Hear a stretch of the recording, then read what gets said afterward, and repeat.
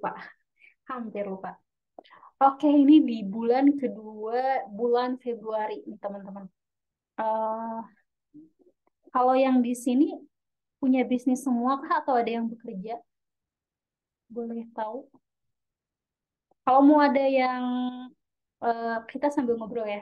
Kalau ada yang mau cuap-cuap, boleh raise hand nanti kita sambil ngobrol,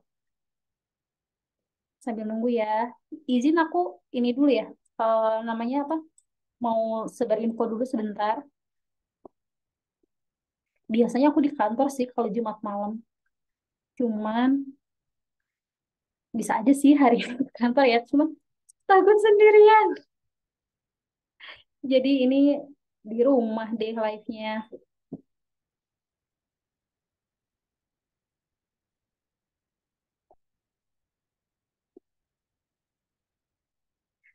Sambil nunggu ya.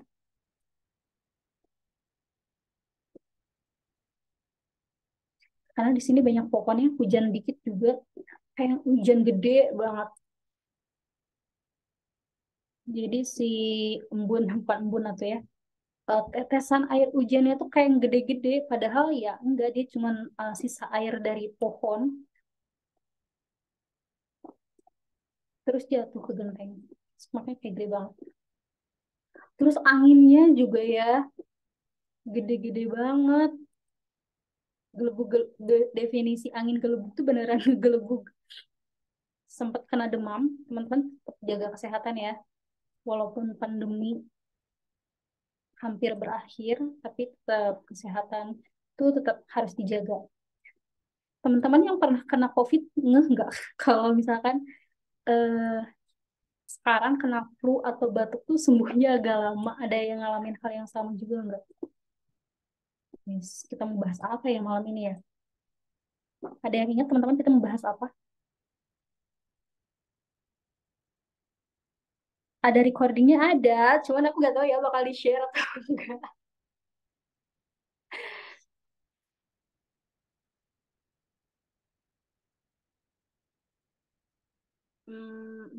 Sebentar ya, izin dulu bentar aku lihat dulu WhatsApp.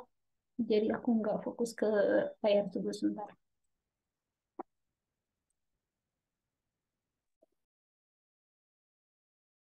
Nah, oke. Seperti tema malam ini, ya, ada yang ngeh nggak teman-teman malam ini kita mau ngapain? Takutnya salah server ya. Iya, apa coba? Iya, malam ini insya Allah kita akan ini ya, apa namanya?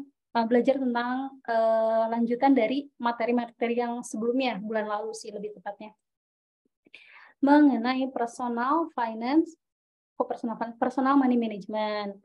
Ya kan, uang kan nggak cuma harus didapetin ya. Kalau udah didapetin kan harus dikelola dengan baik. Nah, itu juga PR sih buat aku sendiri ya. Lagi ngomongin diri sendiri juga.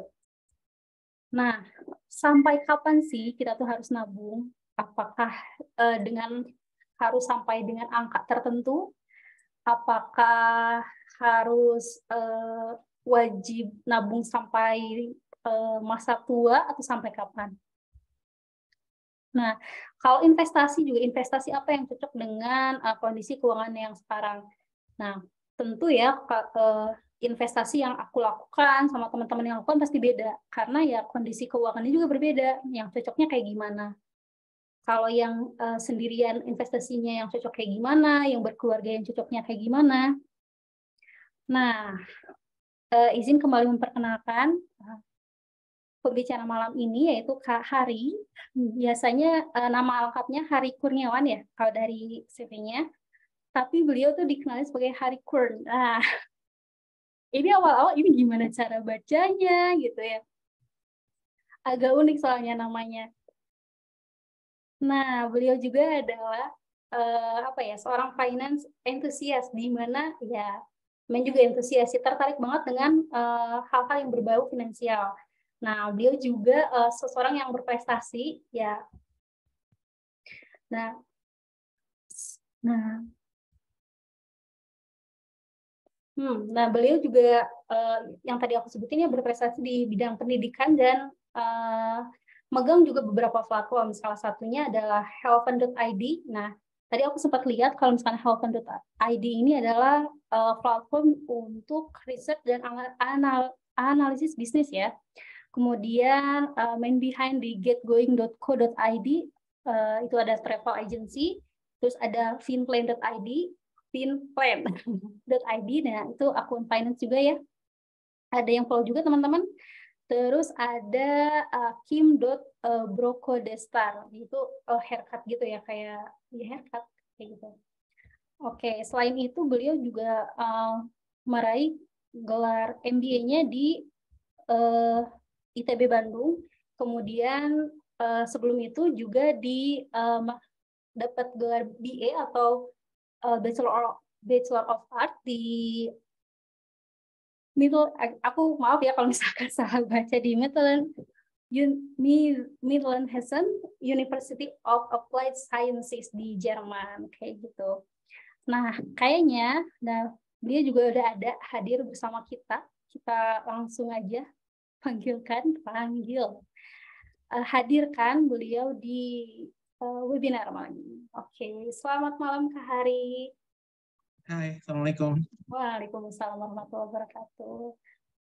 Gimana kabarnya Kak Hari? Lagi live di mana nih? Lagi di kosan dan alhamdulillah sehat. Nah, nggak begitu sih, biasalah tapi cuaca nggak jauh-jauh dari tenggorokan ya kan, nggak jauh-jauh dari Iya, betul. flu yang gitu-gitu lah. Tapi ya, standar.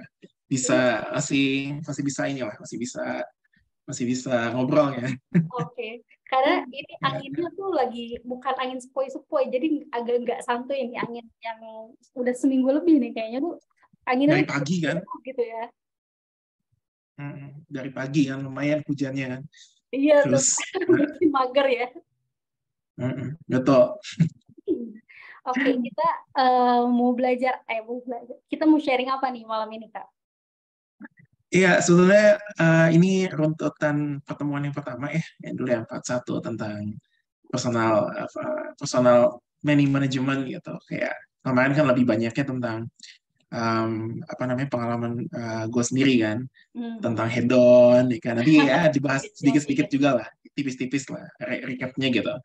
Nah, terus biasanya bisa dari situ kan orang mikir, ya udah kita ngumpulin uang gitu ya, terus uangnya buat apa, seperti itu. Nah, kemarin juga kan sempat rame itu child free ya kan. Ya tentunya kan kalau orang tua ya uangnya buat anak ya kan. Kalau yang child free ya gue nggak tahu uangnya buat mungkin buat masa tua mereka gitu. Yang jelas kan tapi uang itu tuh harus kemana kan itu. Nah, Apakah diinvestasiin atau ditabungin? Nah, mungkin hari ini kita akan bahas. Cuman ini aja aku prepare slide itu berapa ini? Kalau nggak ditahan-tahan mungkin bisa sampai 100. Nih aja 42 nih. iya, oke. Kayaknya kita siap deh sampai subuh. Aduh, gue terus terang tapi mungkin disclaimer aja dari awal ya. Kan waktu kita cuma 1 jam ya. Nah, jadi ada kemungkinan kita bahas ini juga nggak akan sampai beres mungkin ya. Artinya secukupnya aja lah gitu. Nanti kita bisa silaturahim lagi di kesempatan-kesempatan selanjutnya karena memang kalau bahas terkait kayak gini apa ya, memang harus bertahap gitu, nggak bisa langsung cemret gitu seperti itu kayak kemarin kan.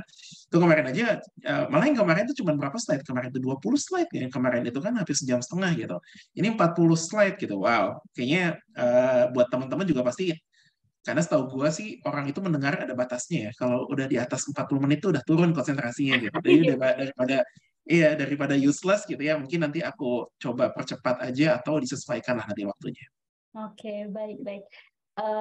Dari kemarin juga aku nyoba juga tuh tips yang kemarin, ya, salah satunya yang decluttering gitu kan. Nah, itu lagi pilih-pilih ini buku mana atau baju mana yang aku harus keluarin. Pas udah ketumpuk, kok sayang ya dibuang ya. Dikasih aja sayang banget gitu. Iya, emang kayak gitu manusiawi. Itu manusiawi banget. Aku juga awalnya nggak semudah itu. Nih mungkin kalau ngelihat ini aja sedikit nih di belakang gue ini hampir nggak ada barang. Jadi sekarang coba benar-benar hidup minimalis. Simpelnya, gue kalau harus cabut dari tempat ini mungkin 1 koper beres gitu. Dan ya quotes kemarin tuh kuat banget sih menurut gue dari buku yang si Fumio Sasaki itu kan yang Goodbye Things kan judulnya yang kemarin sempat share kan. Bahwa semakin sedikit barang yang kita punya, semakin bahagia kita pada dasarnya. Gitu. Itu kan juga sejalan dengan prinsip Islam ya, setahu gue. Hidup sederhana itu memang baiknya sederhana gitu. Ya uangnya banyak, di rekeningnya nolnya banyak gitu, tapi ya tetap barang-barang tetap secukupnya aja gitu. Tapi yang paling penting kan uangnya kemana ini gitu. Jadi kalau salah-salah ya malah hilang juga kan, gitu. Investasi bodong lah apapun. Malam ini kita bahas itu insya Allah. Oke, kalau kayak gitu silakan Kak Ari, karena kita juga udah gak siap buat belajar malam ini. Oke, silakan Kak. Oke, so gue jangan coba share screen ya. Wait a second.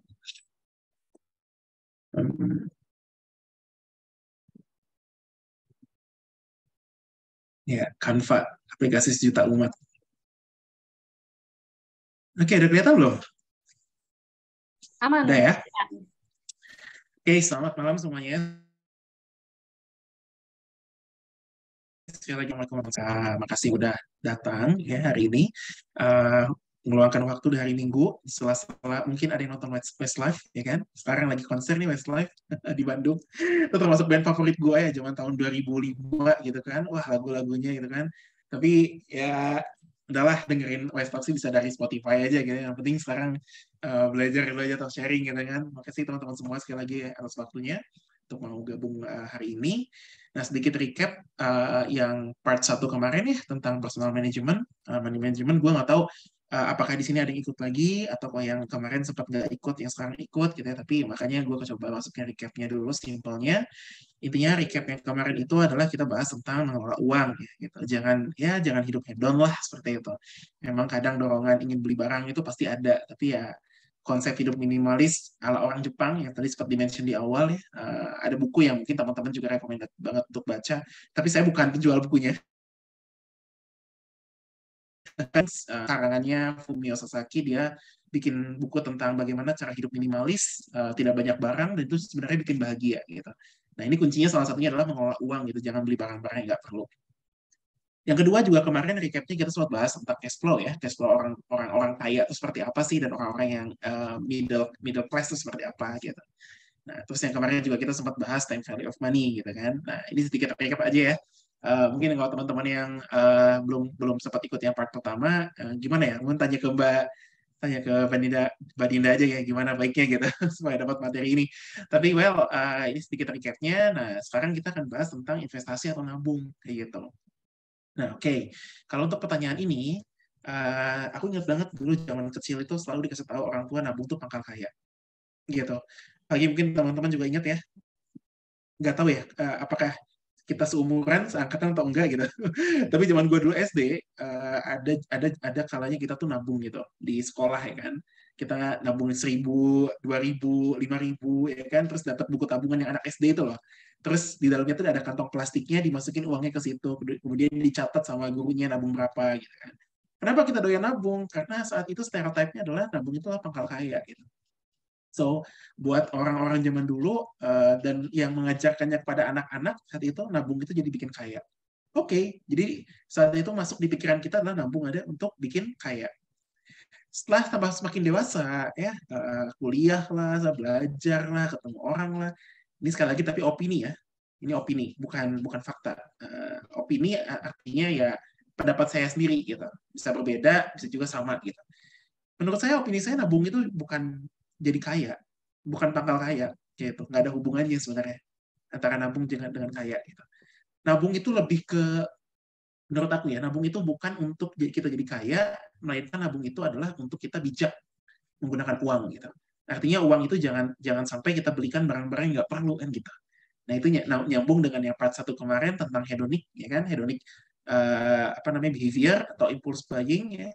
Orang yang beli-beli sesuatu berdasarkan nafsu ya kan, tidak berdasarkan fungsi atau manfaat.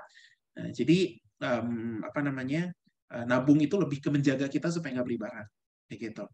Nah, karena pendapat gua, setelah ya belajar, setelah dapat ilmu segala macam, nabung itu nggak buat kita jadi kaya. Kenapa? Sebabnya nih, ini kasus real.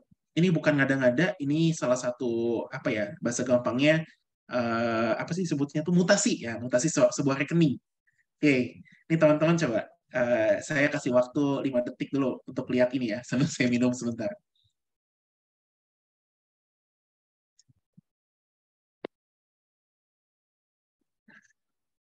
Oke, teman-teman, kita lihat.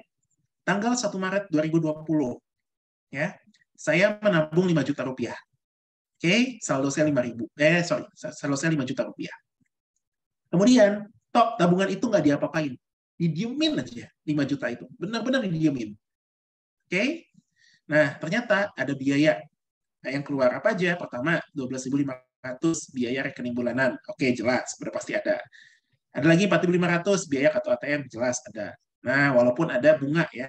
Nah, walaupun bunga ini nggak semua orang tertarik ya. Ada yang juga tidak mau menerima bunga. Ada yang dengan bunga oke-oke aja, itu kembali ke keyakinan masing-masing. Nah, di sini coba perhatikan. Bulan April, ya, Maret kan bulan April, bulan selanjutnya. Ada biaya ini lagi, rekening bulanan dan biaya ATM, dan seterusnya.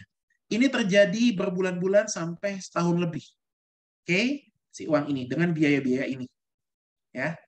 Nah, di 1 Juli 2021, tepatnya sekitar Maret, April, Mei, Juni, Juli, 16 bulan, ya, setelah 16 bulan rekening itu dilihat, ternyata saldonya tinggal 4.700.000. Aku kaget loh. Kok tinggal 4.700.000 nih, uang gue kemana 300-nya? Ya, hampir 300-nya hilang. Ada yang ngambil kah? Gitu. Kaget aku gitu. Wih, siapa nih ngambil nih? Gitu. Nah, aku kan langsung iseng kan, ke bank kan. Mbak, coba pengen cek mutasi dong gitu. Ternyata nggak ada yang hilang uangnya, nggak ada yang ngambil. Tapi kenapa bisa berkurang? Karena biaya-biaya ini nih. Nah, jadi biaya-biaya ini ketika selama 16 bulan tadi didiamkan, uang kita tuh berkurang sebetulnya. Karena ada biaya-biaya tadi. Gitu. Nah, ini artinya apa? Jika kita menyimpan uang di bank, di rekening, sebetulnya baik. Baik, sekali lagi. Kenapa baik? Ya, kita jadi tidak harus beli barang-barang yang nggak perlu, kan gitu. Tapi yang jadi pertanyaan itu adalah, itu uang kita diemin 16 bulan kemudian jadi berkurang gitu. Gimana kalau kita diemin 5 tahun? Habis kayaknya gitu kan, sisa berapa juta doang gitu. Karena dipotong biaya-biaya ini lain sebagainya gitu. Nah, artinya terkadang menabung itu ada biaya di dalamnya. Kecuali kita nabung di rumah, ya kan? Tapi jangan lupa, ingat nggak ada kasus di mana seseorang nabung di tabungan dia di rumah gitu ya, terus tiba-tiba tabungannya itu dimakan rayap uangnya. Jadi pas dibuka tuh ya, uang kertasnya itu, wah udah pada bolong-bolong gitu, dimakanin rayap. Ya ketika dibawa ke mana ya, dibawa ke bank ya nggak bisa, pihak bank bilang ini udah nggak berlaku. Artinya ada resiko juga gitu. Ketika taruh di rumah dimakan rayap. Udah deh, paling benar emang ditaruh di bawah kasur ya kan. Ya itu old school banget ya. Ya orang-orang tua kita, kayaknya zaman-zaman orang tua kita itu naruh di bawah kasur gitu. Which is bokap gue masih tuh naruh uang di bawah di kolong kasur gitu ya, di bawah bantal gitu. Tapi apakah ada risikonya? Jelas, ada juga risikonya gitu. Nah, jadi balik lagi teman-teman, bahwa menabung itu baik. Sekali lagi ya, menabung itu baik. Aku bukan mengajarkan jangan nabung, enggak. Nabung udah pasti harus. Tapi diperhatikan bahwa nabung, ketika kita menyimpan uang 5 juta, kemudian kita tinggalkan selama 16 bulan, uang kita tuh berkurang. Nah, gimana nasibnya uang 5 juta itu kalau kita investasikan? Ada dua kemungkinan. Satu, kita dapat keuntungan, ya tergantung instrumen investasinya apa nih yang mau kita pakai, ya kan. Kedua, bisa juga rugi, malah ruginya lebih banyak daripada nabung gitu. Kalau nabung ruginya karena ada biaya-biaya, kalau investasi ruginya apa? Tertipu ya kalau kita nggak punya ilmunya, atau misalkan bisa jadi juga lebih ke apa ya, kayak semacam nggak bisa menganalisa instrumen investasinya, kita nggak tahu apa yang kita beli, sehingga malah uangnya habis, hilang. Gitu. Tentu investasi juga jadi ada resiko, malah resikonya lebih gede daripada nabung. Tapi yang jelas, investasi itu ada dua kemungkinan. Kalau kita serius dan benar-benar tekun mempelajari instrumen investasinya, kita bisa untung. Tapi kalau kita tidak belajar instrumen investasinya, kita akan buntung. Nah, kalau nabung, kemungkinannya jelas satu. Uang 5 juta itu 16 bulan kemudian berkurang karena ada biaya-biaya ini. Oke, sampai sini teman-teman paham ya? Nah, jadi kita tuh akan bahas instrumen investasi apa aja nih. Gitu. Di sini nanti akan ada 1, 2, 3, 4, 5. Ada saham, ada sukuk atau obligasi, ada reksadana, emas, dan cryptocurrency. Nah, ini adalah instrumen investasi yang lumrah sih, yang banyak ya dibicarakan oleh masyarakat Indonesia. Tapi disclaimer, sebelum kita mulai, aku ini bukan ngajak untuk investasi ya, bukan. namun lebih ke belajar tentang apa itu definisi dari instrumen investasi. Nah, definisi itu tadi kayak emas itu apa sih, gitu. Saham itu apa, sukuk itu, obligasi itu apa sih, itu benda apa. Nah, itu lebih ke definisi.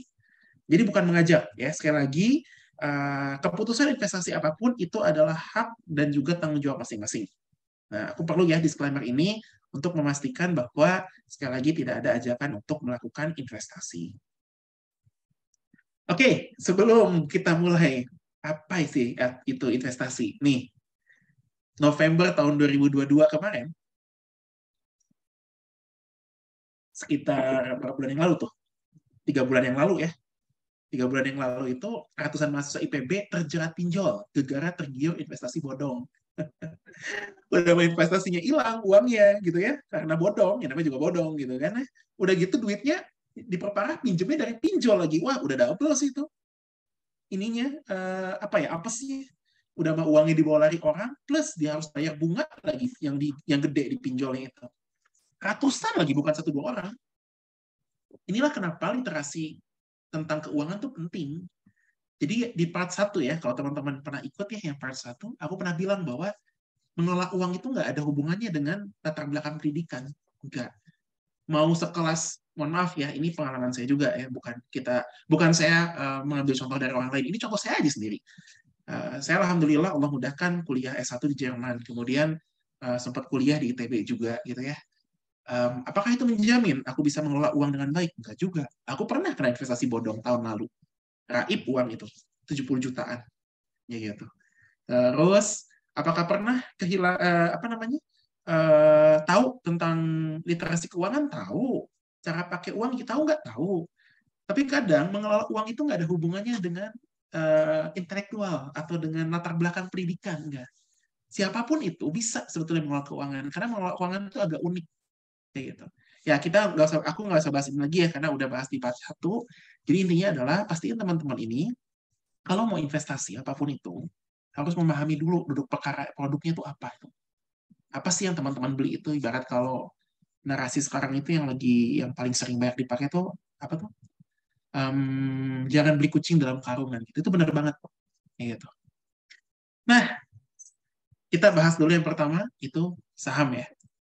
Baik. Kalau pertanyaan, sesimpel saham sih apa? Apa itu saham sih sebetulnya gitu ya? Nah, saham itu gampangnya, kamu punya uang nih. Uang kamu itu kamu masukin ke perusahaan publik. Gimana cara masukinnya? Ya lewat lembaga yang namanya sekuritas. Nah, mungkin kalian pernah dengar ya sekuritas apa, sekuritas.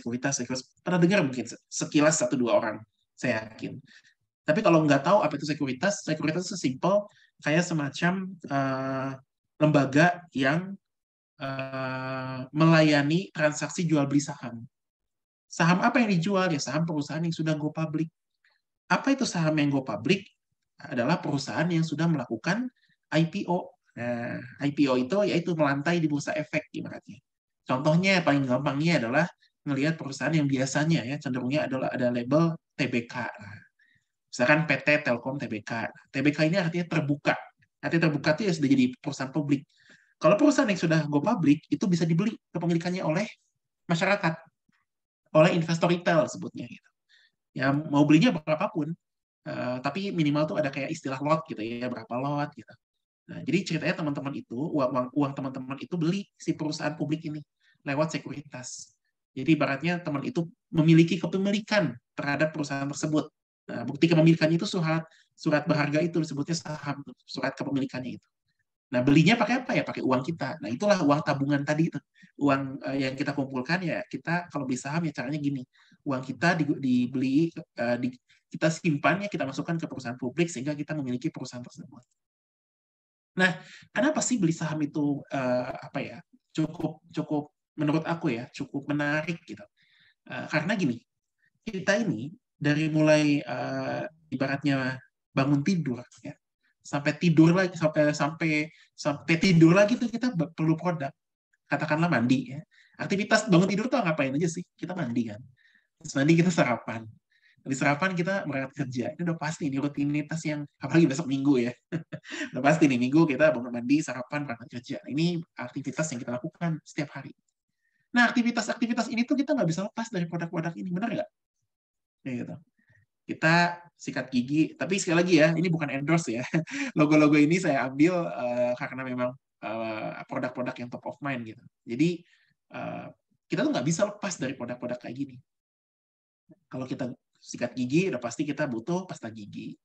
Kita mau pergi bepergian, kita butuh bahan bakar. Ya, bepergiannya kita butuh kendaraan. Sebelum berangkat kita butuh sarapan. Mandinya kita butuh sabun.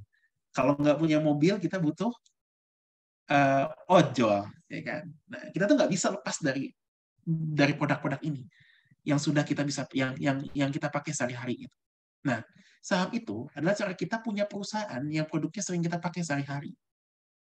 Kalau aku punya prinsip adalah kalau aku beli saham, aku akan beli produk-produk yang memang aku pakai tiap hari, gitu. Kayak contoh, tapi ini sekali lagi bukan endorse ya, ini bukan bukan ajakan juga bukan sekali lagi. Misal nih, aku suka makan mie instan gitu ya. Ya udah, karena aku suka makan mie instan itu, paling benar itu adalah selain jadi konsumen, kita juga bisa jadi pemiliknya. Walaupun kecil, walaupun 0,000 sekian persen doang tuh kepemilikannya, tapi it's okay. Kan bangga gitu. Kalau beli produknya, berarti kita juga menyumbangkan kekayaan buat kita sendiri kan gitu. Saham kan seperti itu. Nah, saham itu yang paling menurut aku yang paling menarik itu ya ketika kita beli produk-produk kepemilikan dari produk-produk yang sering kita pakai sehari-hari. Contohnya ya produk-produk yang tadi tuh sempat dimention gitu. Zaman dulu nih ya, belum lagi ya sekarang itu apa ya, ibaratnya inovasi itu semakin bertumbuh gitu, berkembang banyak sekali perusahaan-perusahaan baru, perusahaan-perusahaan yang potensial gitu kan. Kenapa? Ya zaman dulu itu kita segala tuh melakukannya sendiri gitu. Ya kan? Bahkan cari makan aja kan kita berburu mungkin dulu ya. Apa namanya? Zaman prasejarah gitu sebutnya mungkin ya. Ibaratnya tuh ya jangan jauh-jauh ke zaman prasejarah deh gitu. 100 tahun, 200 tahun yang lalu aja, kita kalau mau makan ya masak sendiri. Memang belanja di pasar, tapi habis itu masak sendiri. Nah, gimana dengan zaman sekarang? Ya kan? Zaman sekarang tuh lebih sebab mudah lagi. Kita sekarang tinggal pakai HP, datang tuh makanan. Nah, jadi inovasi-inovasi seperti itulah yang membuat saham itu menjadi menarik. Kenapa? Karena kalau perusahaannya sudah go public, kita bisa menjadi salah satu pemiliknya juga. Gitu. Jadi produk-produk yang memang kita pakai sendiri. Nah, pertanyaan simpelnya lagi, gimana sih cara kerja saham? Saham itu tuh simpel gini deh. Analoginya gini, teman-teman pasti pengusaha ya, teman-teman pasti punya bisnis. Nah, dulu ketika memulai bisnis, pasti pakai modal sendiri kan. Ada juga yang tanpa modal gitu. Sebentar, aku minum dulu.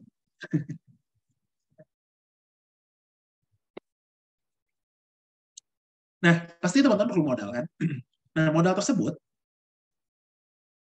biasanya di awal pasti pakai punya sendiri. Nah, suatu ketika nih perusahaannya tumbuh, perusahaannya semakin gede, semakin keren gitu kan ya. Nah, terus yang jadi pertanyaan, teman-teman tuh pasti ingin membuat perusahaannya makin gede lagi, tapi perlu modal untuk berkembang, betul?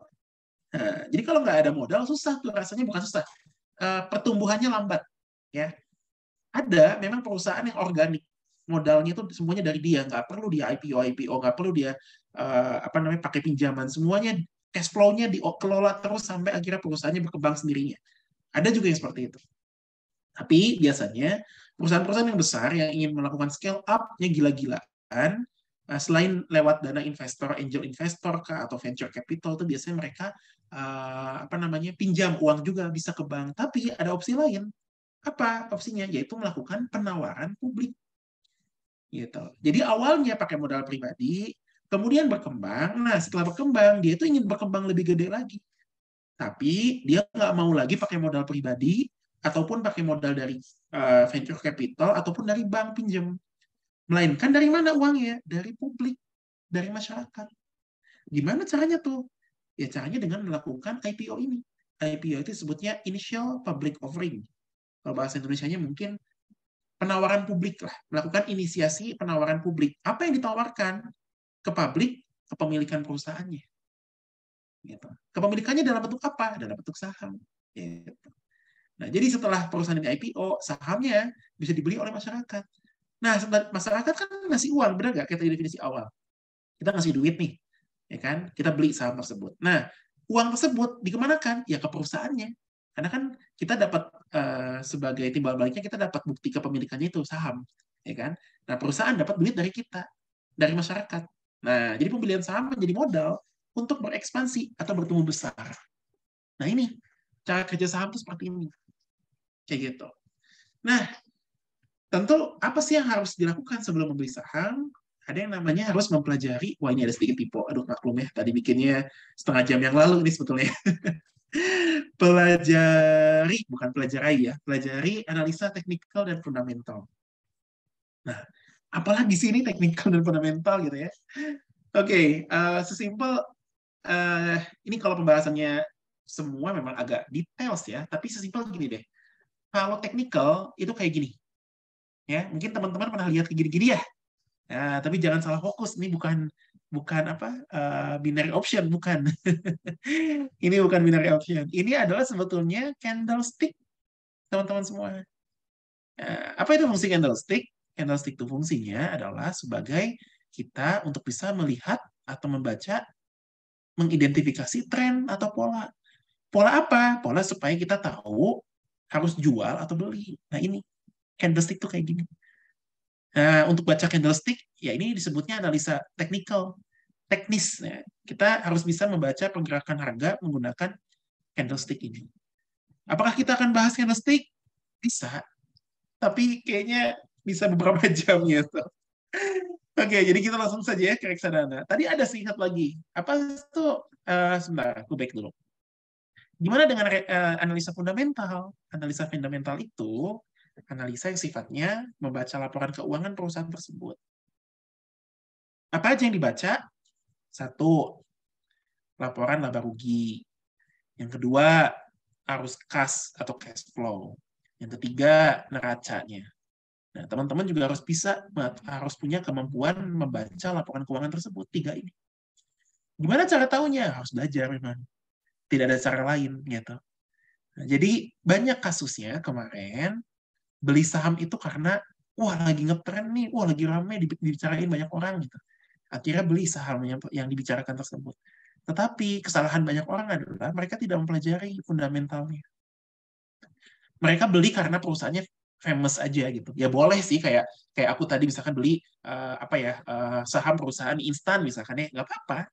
Ya tapi memang ada risikonya tetap kalau tidak melakukan analisa fundamental kayak gitu. Karena analisa fundamental ini sangat penting untuk teman-teman lakukan. Ya kita harus bisa mengetahui juga nih asal-usul perusahaannya, seperti apa, foundernya siapa, laporan keuangannya gimana, apakah terjadi manipulasi atau enggak, itu bisa kita lihat. Kenapa? Karena perusahaan yang sudah go public, ya, itu laporan keuangannya sudah terbuka buat umum, bisa dibaca itu. Jadi buat teman-teman yang suka tentang keuangan, itu bisa mendownload atau melihat, aku nggak tahu ya, bisa download atau enggak, kayaknya sih bisa ya, atau bisa, at least bisa ngelihat lah laporan keuangan perusahaan-perusahaan tersebut gitu. Itu laporan keuangannya neraca, laba rugi, ya gitu-gitu, kayak arus kas, cash flow dan sebagainya. Nah, jadi sekali lagi untuk saham sih aku rasa cukup sampai di sini aja untuk pembahasannya karena in details bisa tapi terlalu lama dan bakal boring juga sih teman-teman, gue yakin gitu. Tapi nanti kalau emang diperlukan untuk bahas khusus saham ya kita bisa bikin part-part selanjutnya lah gitu. Nah, cuman sebelum saya tutup tentang saham ini, apa sih keuntungan saham itu? Saham itu keuntungannya sesimpel kita ada yang namanya capital gain gitu. Capital gain itu adalah misalkan kita beli saham katakanlah perusahaan mie instan ya, tahun ini kita beli misalkan katakanlah simpelnya ya selembarnya 10.000 gitu. Terus 10 tahun lagi kita jual selembarnya jadi harganya 100.000. Nah, selisihnya itulah keuntungan kita. Nah, itu kayak gitu. Seperti itu. Oke, aku rasa di saham cukup. Kita akan bahas sekarang di reksadana. Nah, definisinya simpelnya reksadana itu adalah kumpulan dana dari beberapa pemodal, ya. Jadi misalkan di sini ada berapa orang nih? Ada 24 orang gitu ya. Katakanlah 24 orang ini semuanya itu ngumpulin uang nih. Bukan ngumpulin uang, ya keluarin uang gitu. Keluarin uang 24 orang ini. Kemudian ya ini kan sekumpulan jadinya. Ya, sekumpulan modal gitu ya kita sebutnya. Nah, tapi uang tersebut dikelola ke dalam aset-aset investasi oleh seorang manajer investasi. Jadi si investornya itu sesimpel cuma setor aja uangnya, kayak gitu. Ya udah kumpulin uangnya kasih gitu. Terus nanti uangnya akan dikelola oleh si manajer investasi ini. Kenapa? Karena supaya ya namanya manajer investasi pasti dia paham dong tentang seluk-beluknya, tentang produk apa aja, produk investasi apa aja yang bagus dibeli gitu, dia pasti paham. Makanya investor hanya cukup menaruh modalnya aja di situ. Ya, walaupun masih tetap ada risikonya, walaupun dia orang yang berilmu, tahu ya tentang dunia investasi, kalau kita salah memilih manajer investasi bisa aja dibawa lari uangnya. Risikonya akan selalu ada. Ya kan? Ya semua produk investasi itu selalu ada plus dan minusnya. Nggak ada yang semuanya plus semua, nggak ada. Ada plus minusnya. Plusnya apa? Kalau reksadana ya plusnya kita nggak perlu capek-capek belajar. Gitu. Kita uangnya dikelolain sama manajer investasi yang handal gitu. Minusnya apa? Ya tetap walaupun manajer investasi ini jago, ya potensi loss tetap ada gitu. Nah, supaya gampang nih teman-teman supaya lebih paham, manajer investasi itu ibarat orang yang masak di rumah makan Padang. Mungkin saya analogi simpelnya seperti itu. Jadi supaya gampang sekali lagi manajer investasi itu ibaratin ini aja deh. Orang yang masak ya, chef lah kita sebutnya biar gampang ya. Chef di rumah makan Padang gitu. Itu chef itu disebutnya manajer investasi itu ibaratnya. Kenapa bisa gitu? Gini. Katakanlah teman-teman nih mau masak rendang di rumah sendirian ya, sendiri ya, bukan sama chef ya, bukan sama chef. Masak sendiri nih ceritanya di rumah. Teman-teman perlu melakukan apa? Pertama, belanja bahan. Iya nggak? Bener kan? Bener, belanja bahan. Yang kedua, habis belanja, motong-motong nih. Dagingnya dipotong dulu dong. Nggak bisa kan langsung blok semua. Itu jadi bukan rendang. Namanya itu stick kayaknya, atau bistik gitu kan. Nah, habis potong-potong, ya proses, olah bumbu dulu lah. Tunggu sampai berjam-jam, ya kan, proses masaknya. Nah, habis itu apa? Habis tuh waktunya. Bener nggak? Bikin rendang nggak gampang. Bisa lama banget gitu. Nah, habis itu apa? Jadi. Benar nggak? Jadi kan? Jadi. Tapi rasanya belum tentu seenak di warung Padang. Ya kan? Masak di rumah. Ya kan? Sendirian. Prosesnya banyak. Ngabisin waktu. Tapi hasilnya pun belum tentu enak. Syukur-syukur enak, tapi belum tentu enak gitu. Nah, jadi problem masak rendang sendiri itu waktunya habis. Udah gitu, kalaupun jadi, rasanya belum tentu enak. Ini problemnya. Kayak gitu. Nah, jadi daripada kita waktunya habis, daripada resiko udah menjadi capek, belum tentu enak, ya udah, mending dimasakin udah aja kan gitu ya. Jadi kita nggak usah repot-repot bikin rendang gitu. Udah aja kita datang ke warung Padang, kita kasih udah mau rendang gitu kan, kuahnya yang banyak gitu kan. Ya, habis gitu kita tinggal makan, udah makan kita udah tinggalin aja nggak usah cuci piring gitu.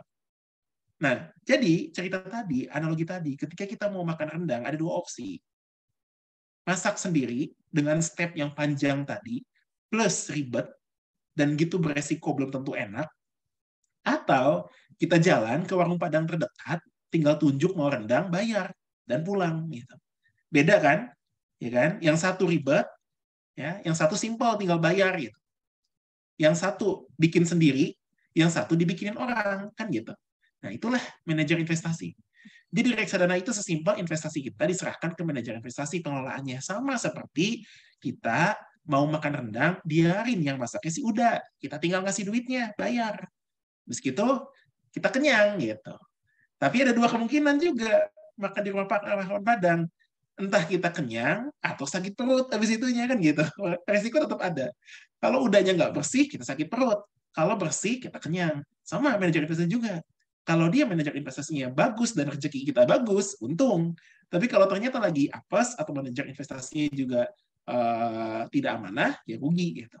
Seperti itu. Tapi yang jelas dengan reksadana ini ya teman-teman lebih simpel gitu, tidak perlu mempelajari proses-proses instrumen yang tadilah kayak saham misalkan belajar tentang analisa fundamental, teknikal gitu-gitu nggak perlu. Cukup cari manajer investasi aja yang kelola keuangannya dan bagus gitu, cocok gitu. Nah, itu reksadana. Oke. Nah, sekarang ke sukuk obligasi. Well, udah mau jam 9 nih. Waduh, ini slide yang berapa nih? Oh, masih ada setengah lagi. Oke. Kita percepat aja. Obligasi dan sukuk. Oke. Nah, kalau definisi obligasi itu apa? Obligasi itu simpel surat hutang. atau bukti hutang yang berbentuk surat berharga. Nah, si pemiliknya ini dijanjikan keuntungan dari pihak yang menerbitkan sebagai imbalan. Nah, jadi obligasi ini salah satu investasi yang memberikan pendapatan tetap. Kenapa? Ya karena pembayarannya itu dibayar setiap bulan juga. Ada return-nya, disebutnya kupon. Ya, keuntungannya disebut kupon. Nah, si kupon ini tuh memang apa namanya, untuk beberapa orang yang memang tidak mengambil bunga tidak disarankan karena obligasi ini menggunakan bunga kayak gitu. Kan ada ya yang non syariah disebutnya obligasi itu karena menggunakan bunga. Si kupon itu ya bunga lah, dari situ bagi hasilnya setiap bulan. Nanti ibaratnya tuh misalkan kita beli surat berharga negara gitu ya. Nah, lanjut aja ke step ini deh. Surat berharga yang terbitkan oleh siapa? Nah, biasanya oleh pemerintah daerah, pemerintah pusat, ya korporasi ya, atau BUMN ataupun perusahaan swasta gitu. Nah, jadi buat apa sih sebetulnya perusahaan tersebut menerbitkan surat obligasi? Ya supaya surat obligasi dibeli oleh masyarakat, kemudian pemerintah dapat atau yang mengeluarkan itu dapat uang, kemudian uang itu biasanya dipakai untuk melakukan aktivitas kegiatan-kegiatan yang kalau negara ya biasanya untuk pembangunan infrastruktur gitu. Tapi nanti misalkan si orang yang beli apa ya, yang beli obligasi ini, surat berharga ini, dia kan dapat semacam return per bulan dalam bentuk bagi hasil atau kupon atau bunga. Tapi pokoknya nanti akan dikembalikan. Nah, biasanya obligasi ini lama tuh, ada yang setahun, paling pendek malah setahun atau 2 tahun gitu, paling pendek ya. Rata-rata tuh 3, 4, 5 tahun gitu. Nah, misalkan pokoknya nih pada saat beli di tahun 2020 misalkan beli tuh satu obligasi harganya 1 juta gitu ya. Nah, nanti di tahun 2025 1 jutanya dibalikin, pokoknya dibalikin tuh di tahun 2025 itu. Nah, hanya setiap bulannya teman-teman akan dapat return ya dari kupon tersebut, itu obligasi. Keuntungannya dari mana? Ya keuntungannya dari kupon tersebut. Kayak gitu. Nah, yang dibagi setiap bulan. Tetapi nanti di akhir periode ketika masa obligasi tersebut sudah beres, itu pokoknya akan dikembalikan. Plus biasanya nggak 1 juta lagi, ada kenaikan. Nah, itu selisihnya juga disebutnya capital gain. Ya. Ada keuntungan-keuntungan selanjutnya. Nah, itu obligasi. Nah, sekarang apa itu sukuk? Sukuk itu sebetulnya mirip sama kayak obligasi, cuma sukuk ini yang syariah. Nah, sukuk ini adalah surat berharga syariah negara atau SBSN. Nah, jadi karena ini syariah, tidak menggunakan kupon atau bunga, ya. Nah, ini menggunakan akad bagi hasil. Nah, sukuk ini ada 2, ada sukuk retail dan sukuk tabungan. Nah, kalau teman-teman punya mobile banking semacam bank apa ya, misalkan CIMB Niaga Syariah ataupun BSI, itu ada tuh yang ngejual sukuknya, surat-surat berharga negara syariah di sukuk dijual gitu. Kayak terakhir itu tuh yang apa ya, SB, ST sukuk tabungan yang keberapa gitu. SR yang kemarin juga ada 009 gitu. 009 itu adalah yang ke-9 kali gitu. ST 009 ya. Berarti sukuk tabungan yang ke-9 gitu. Itu biasanya dijual juga di bank di perbankan gitu. Teman-teman bisa beli sukuk ini ke bank-bank syariah gitu. Nah, bedanya sukuk ini dengan obligasi ya tidak menggunakan bunga, tapi lebih ke pendekatannya syariah. Kayak gitu. Jadi, dalam dunia investasi juga ada 2 model ya. Kalau teman-teman yang ingin syariah ada, saham pun ada, saham juga syariah ada, cari perusahaan syariah, ya misalkan, teman-teman bisa googling lah, apa itu emiten. Nah, emiten itu, istilah emiten itu disebut, ya emiten itu perusahaan yang melakukan IPO. Nah, artinya contoh nih, kayak misalkan BCA itu kodenya BBCA, selalu 4 abjad. Setahu aku selalu ya, BBCA gitu. Kalau Goto yang kemarin yaitu GOTO gitu. Bukalapak yang kemarin BUKA gitu. Jadi selalu 4 alfabet. Nah, itu tuh emiten atau apa nama perusahaan yang sudah IPO. Tuh teman-teman bisa cari juga saham-saham yang syariah apa gitu yang sudah ada rekomendasi dari MUI yang halal gitu. Maksudnya syariah gitu dan sebagainya. Nah, sukuk itu sama, kayak obligasi, hanya syariah. Kalau yang obligasi itu yang non-syariah. Itu kurang lebih teman-teman semua. Nah, sukuk itu dipakai untuk apa? Itu pembangunan jalan tol, rel kereta, jembatan, universitas, gitu. Lebih ke fasilitas umum sih. Kayak gitu. Beda-beda memang setiap apa namanya, setiap sukuk ya. Kan sukuk itu kan ada ininya, ada jenis-jenisnya. Yang ke-26. Yang terakhir kemarin ST kalau nggak salah yang kemarin ya, ST009 gitu. ST itu sukuk tabungan yang ke-9. Berarti udah 9 kali ini mengeluarkan si sukuk ini gitu. Nah, biasanya ST009 kemarin ya, setahu aku yang 009 itu untuk proyek hijau. Proyek hijau itu misalkan infrastruktur green kayak gitu-gitu. Yang ramah lingkungan lah gitu. Infrastruktur yang ramah lingkungan. Nah, uang-uang itu dipakai untuk pembangunan infrastruktur tersebut gitu. Seperti itu, teman-teman semua, sukuk dan obligasi. Oke, sekarang emas. Well, emas ini menurut aku salah satu yang unik ya. Kenapa? Karena emas itu mau kita potong-potong atau ubah jadi bagian-bagian kecil, itu tetap berharga gitu. Sedangkan uang kertas itu nasibnya beda ya. Coba deh teman-teman potong-potong tuh uang 100.000, aduh pusing pasti kan. Kayak tadi tuh cerita tentang uang yang dimakan rayap gitu kan. Itu nggak akan bisa dipakai lagi tuh uangnya. Karena sudah bolong. Emas itu, even kita potong-potong, cincang-cincang, jadi bahkan serbuk pun masih bisa berharga gitu. Nah, ini keutamaan emas. Tapi emas itu punya punya kekurangan. Apa kekurangannya? Nggak praktis emas itu. Coba deh teman-teman pikirin, kalau kita bawa emas satu balok gitu ya, atau satu batang gitu, itu pasti jadi sasaran kriminal. Kita ditarget orang tuh. Dan gitu kalau kita beli ya nggak, misalkan beli chat time gitu ya, atau beli kopi gitu ya, kopi susu atau apapun itu pakai emas gitu. Itu gimana kembalinya gitu, maksudnya misalkan 15.000 ya kan, berarti berapa tuh 0,00 sekian, itu gimana tuh caranya, masa iya diserbuk dulu baru kita kasih, kan enggak. Jadi emas itu memang dulunya jadi kesepakatan orang bahwa emas itu adalah benda yang berharga. Sehingga cerita singkatnya gini deh, saya masuk dulu ke asal usul ya, supaya teman-teman bisa ada gambaran. Gini, aku pernah baca, tapi sekali lagi ini bisa jadi benar, bisa jadi enggak. Anggap aja benar dulu deh, ya, anggap aja benar dulu. Jadi ceritanya gini, dulu itu kita kan tahu istilah barter ya. Masih ingat nggak? Zaman SMA kita belajar ada istilah barter gitu kan. Barter itu kan, misalkan apa namanya, gue punya beras, ya kan? Dinda punya punya jeruk gitu. Nah, gue kebetulan pengen jeruk, dan kebetulan Dinda juga butuh beras. Ya udah, kita sepakat nih. Gue butuh satu jeruk, gue kasih satu gelas beras. Terus aku dan Dinda sepakat, udah terjadi tuh transaksi barter. Nah, itu aman. Ya. Suatu ketika, barter itu bermasalah. Pada saat, misal, Dinda butuh beras, tapi Dinda punyanya strawberry. Dinda datang ke aku, Hari, aku mau beras, tukeran ya sama strawberry. Aku nggak butuh strawberry, aku akan bilang, nggak mau ah. Tapi Dinda bilang, aku butuh banget beras, please tukeran ya sama strawberry. Ya, akunya kan nggak butuh strawberry-nya, nggak mau gitu. Nah, muncullah masalah tuh si barter itu, di mana nggak selalu match antara supply dan demand gitu.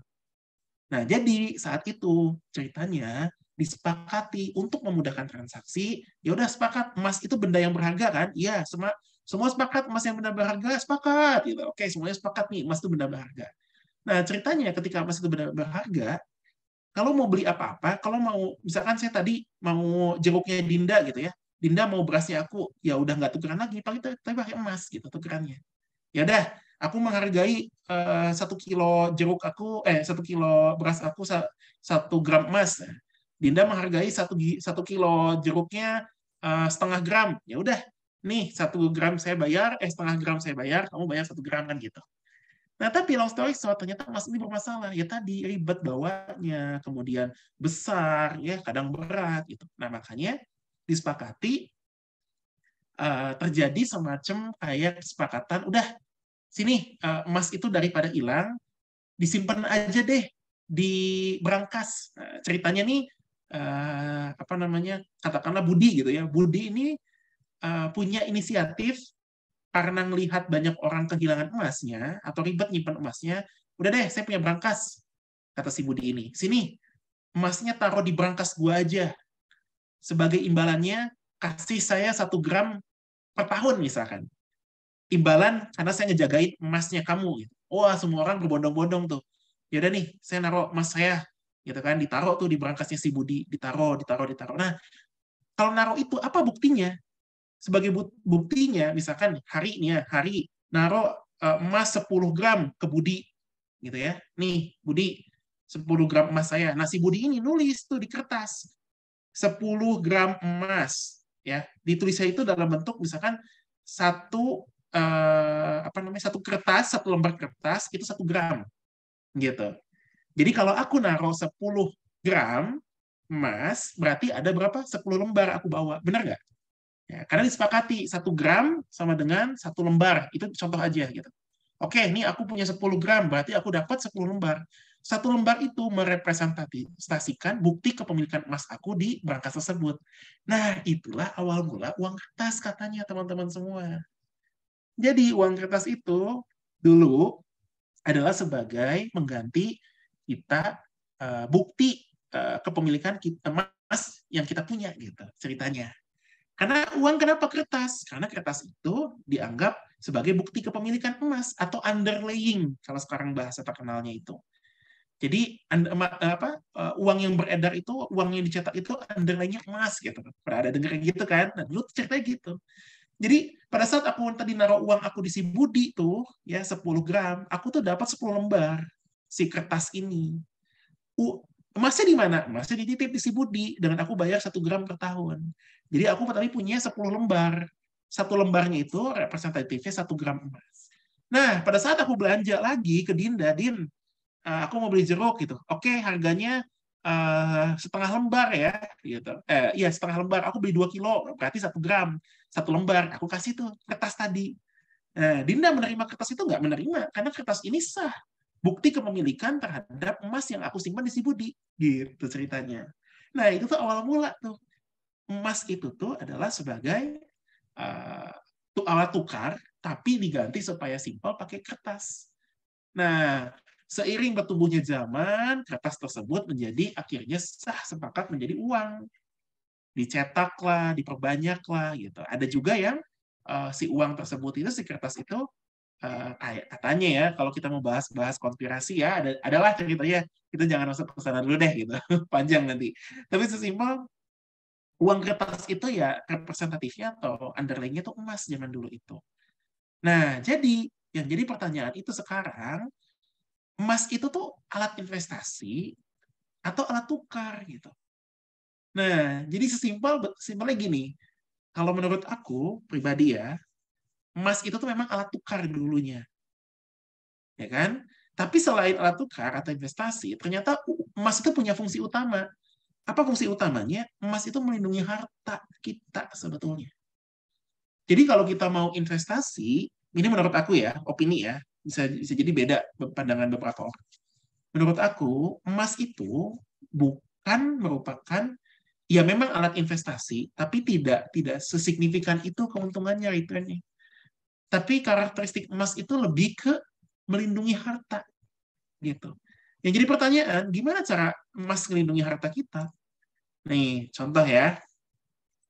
Kita beli emas misalnya 1 gram tahun 2000, 1 gram itu harganya 70.000. Oke? 1 gram nih tahun 2000 ya. 1 gramnya harganya 70.000. Kita beli nih 1 gram. Kita ngeluarin uang 70.000. Sekarang di tahun 2023 uang si emas 1 gram tadi dijual.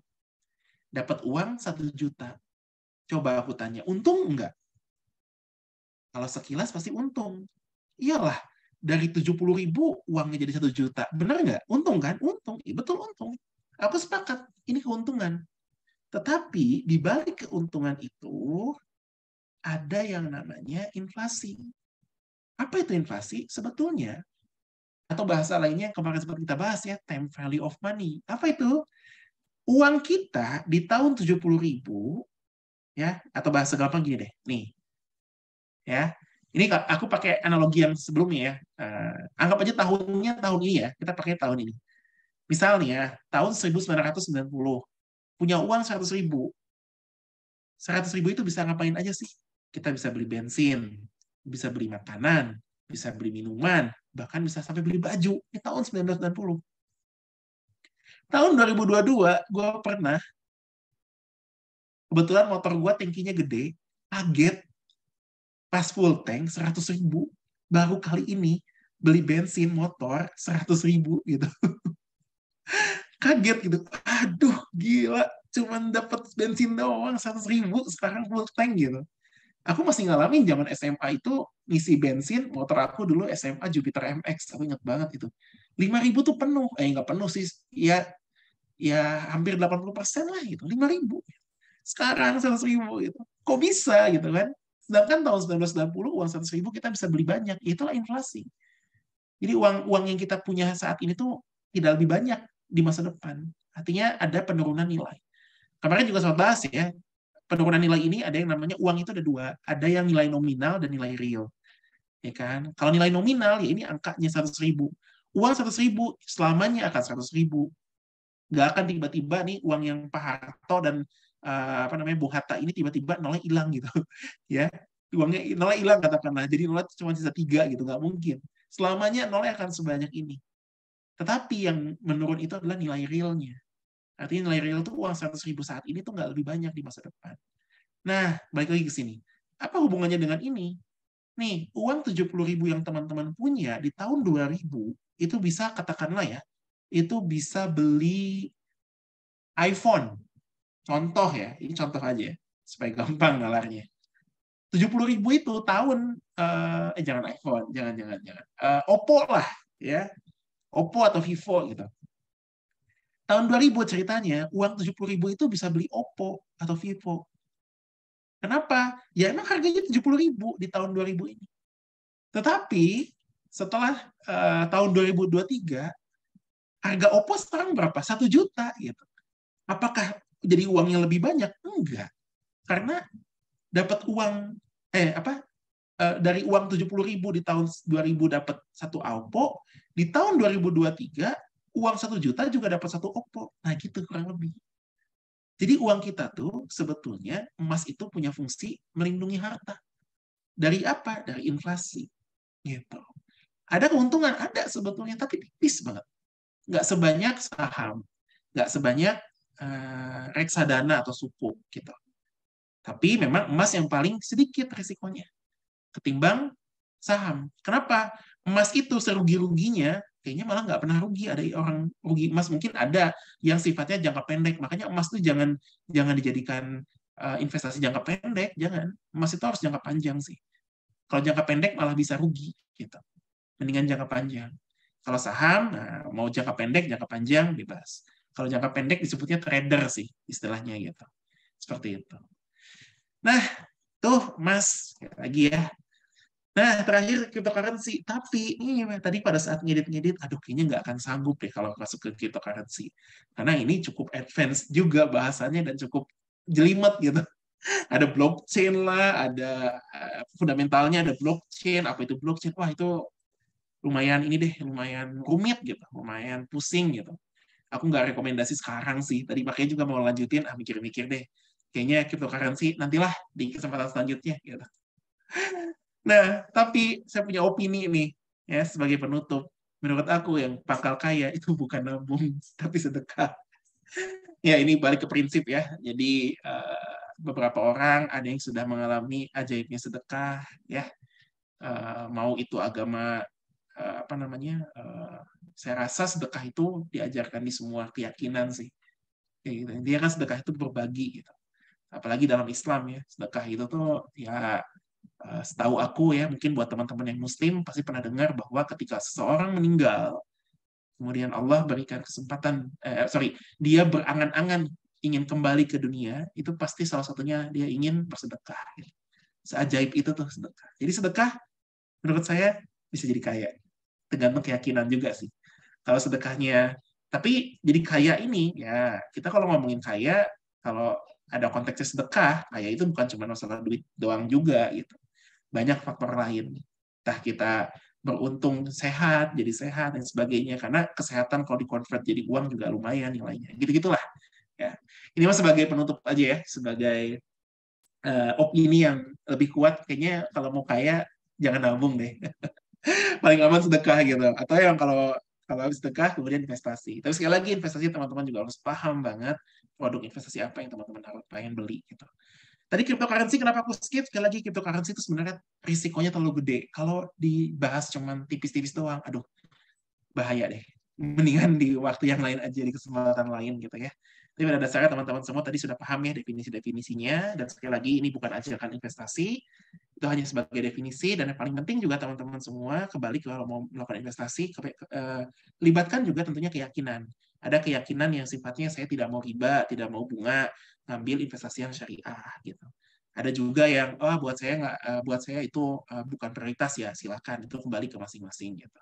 Selalu ada dua perspektif ya dalam investasi juga, ada yang syariah dengan syariah, kembali ke mana yang paling serak gitu ya, karena teman-teman yang tahu sendiri apa namanya konsekuensinya dan sebagainya, dan yang paling penting adalah tahu juga apa yang teman-teman beli gitu, jangan asal beli produk investasi. Nah, jika tema ini dirasa penting, sedikit sponsor ya. Aku sendiri memang tadi selain usaha-usahaku yang sempat dibahas di mention sama Kak Dinda, aku ada perusahaan riset, punya juga perusahaan tour and travel sama teman-teman aku di Jerman, dan juga ada Finplan yang fokusnya adalah membantu literasi finansial gitu. Kayak tadi lah ngebahas-bahas tentang emas, reksadana, saham, obligasi, tapi lebih details. Itu aku di Finplan itu punya sekitar 60-an video lah aku yang buat tahun lalu gitu ya. Ya tujuannya adalah sebenarnya hanya untuk membantu teman-teman semua belajar instrumen investasi dengan mudah, dengan analogi-analogi yang sederhana gitu. Nah, aku kebetulan bahasa gampangnya emang ngajar lah gitu ya. Tapi ngajar tuh artinya bukan aku guru, enggak, aku juga masih banyak belajar karena ya aku ajarkan masih yang basic-basic aja. Nah, kalau teman-teman ngerasa kalau tema-tema tadi itu dirasa penting, ingin tahu lebih banyak, nanti mungkin bisa kontak Mbak Dinda ya. Kita mungkin bisa sama-sama belajar di Finplan gitu. Oke, aku rasa this is the end dari slide ini. Aku kayaknya sudah cukup hampir sejam ya, dan teman-teman kayaknya kalau lebih dari sejam pasti udah turun juga sih konsentrasi ini mendengarkannya gitu. Aku rasa kayaknya cukup sampai sini, dan selanjutnya mungkin kita akan bahas pakai sesi tanya jawab gitu aja. Terima kasih, semoga saya tutup. Billahi taufiq wal hidayah. Assalamualaikum warahmatullahi wabarakatuh. Oh, masih di unmute. Waalaikumsalam warahmatullahi wabarakatuh. Nah, ini ada pertanyaan nih muncul dari Kak Merisa Nurul Aini.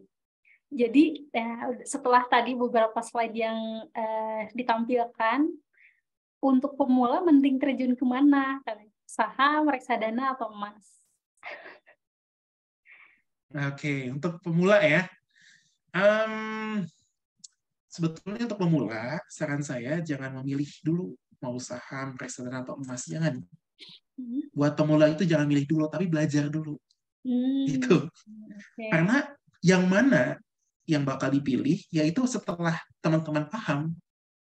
Kayak gitu. Setelah teman-teman mengetahui, oh ternyata fungsi dari saham tuh ini, resikonya ini, kesempatannya ini, peluangnya ini. Gitu.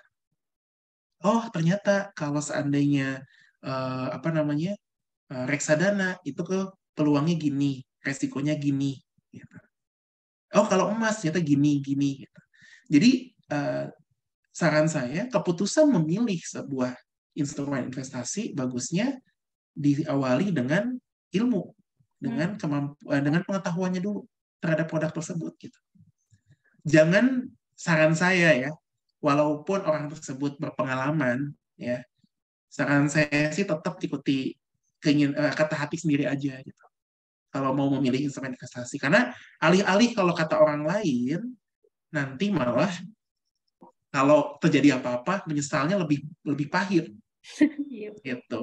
Nah ini ya sempat ada yang komen nih ya, Ahmad Hilman, penyakit nomor 1 pemula di saham, FOMO, kan? Itu betul. FOMO tuh ya sama kayak misalkan kita beli, teman beli gitu, aduh teman dapat profit gitu, aduh makin pengen gitu kan, terus kita beli, habis gitu tiba-tiba pas kita giliran beli ambruk sahamnya, kita stres gitu, iya kan kadang ikut. Jadi even itu terlihat hijau ya teman-teman ada yang profit apa dan sebagainya, jangan, lebih baik sebelum memilih investasi apapun ya belajar dulu ininya, instrumen investasi apa yang pengen dipilih gitu, sehingga dari situ setelah tahu ilmunya baru memutuskan untuk beli begitu. Gitu sih kayak jawabannya. Oke, baik, semoga menjawab ya tadi Kak siapa nih, Kak Nerisa kayak gitu. Oke, ke pertanyaan kedua dari Kak Indri. Kak Indri ya, alokasi dana untuk investasi bagusnya berapa persen nih dari income per bulannya? Oh, oke. Eh, bentar. Ini aku sedikit ini aja ya, pakai pakai ini ya, pakai wait, aku share screen sebentar. Ips, what's up nih? Bentar. Bentar ya. Eh, ini aja deh. Nih, di Finplan, ya, teman-teman tuh bisa masukin berapa alokasi-alokasinya. Nah, kita tuh biasanya pakai aturan 5T, 30, 20 gitu. Nah, misalnya nih contoh, eh, aku mau tanya dulu deh, sekalian aja. Tadi mana ya tampilannya? Tadi mana sih pertanyaannya? Oke, saya mau nanya eh, Mbak Indri. Ya. Coba misalkan masukkan berapa income-nya nih. Contoh aja, contoh misalkan berapa? Coba Mbak Indri tulis aja. Kira-kira nih berapa income-nya gitu. Iseng aja, nggak perlu income yang real gitu. Katakanlah mau berapa misalkan. Contoh. Misal 5 juta. Oke, 5 juta ya. Nah, lihat hasil.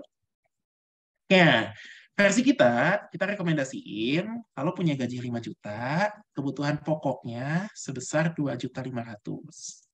Oke. Untuk keinginan itu 1.500.000 alokasinya, dan untuk tabungan atau membayar hutang 1 juta. Kenapa seperti ini?